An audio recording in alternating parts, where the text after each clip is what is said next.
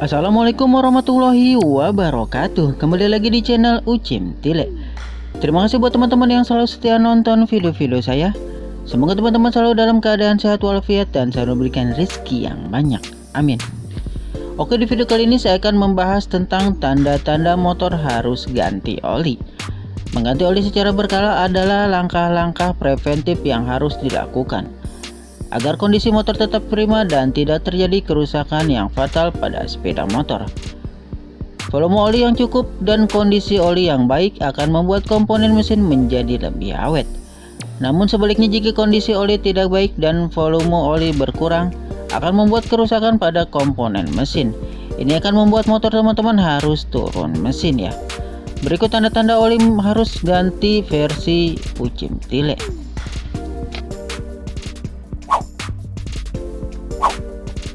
Untuk di motor-motor keluaran terbaru seperti Vario 160 dan juga Honda PCX ya, ini memiliki sistem indikator pemberitahu untuk pergantian oli, yaitu adanya sistem oli ceng ya.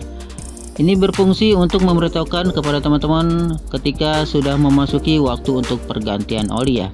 Oli ceng ini akan berkedip dan juga memberikan sinyal kepada teman-teman ketika sudah memasuki waktunya pergantian oli.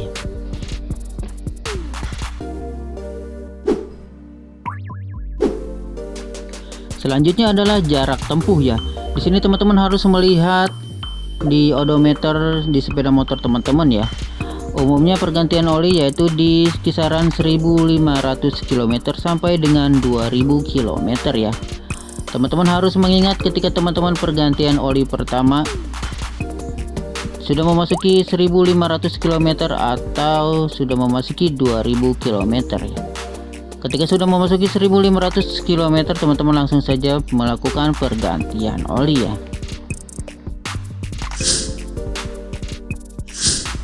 Selanjutnya adalah pengecekan volume oli dan juga kualitas oli ya. Di sini teman-teman harus membuka stick yang ada di sebelah kanan ya. Stick pengukuran volume oli yang ada di sebelah kanan ya. Teman-teman tinggal buka saja seperti ini. Nah, kemudian teman-teman lihat kualitas olinya ya. Jika sudah encer dan juga berubah warna hitam seperti ini waktunya harus pergantian oli ya. Dan juga teman-teman harus melihat juga volume olinya, apakah sudah memasuki di batas lower. Jika sudah memasuki di batas lower atau di batas minimum, teman-teman harus segera melakukan pergantian oli ya. Selanjutnya adalah suara mesin terdengar kasar ya. Jika teman-teman melakukan stasioner seperti ini dan mendengar suara mesin seperti ini,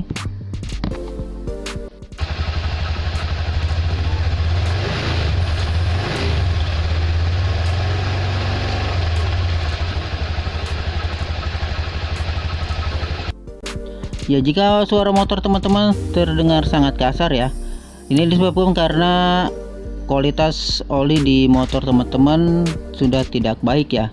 Untuk itu segera melakukan pergantian oli agar komponen yang ada di dalam motor teman-teman bisa terlumasi dengan baik ya.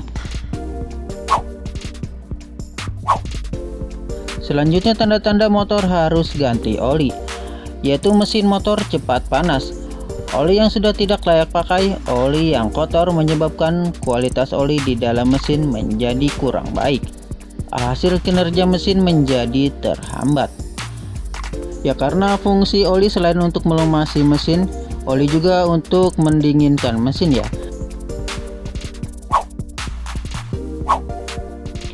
Dan untuk yang terakhir, tanda-tanda motor harus ganti oli, yaitu tercium bau mesin ya. Jika teman-teman mencium bau mesin yang tidak biasa, ini disebabkan karena kualitas oli di motor teman-teman tidak baik ya, sehingga partikel-partikel yang ada di dalam motor teman-teman itu terjadi gesekan dan juga mengakibatkan bau pada mesin ya, sehingga motor teman-teman mengeluarkan mesin yang tidak baik ya.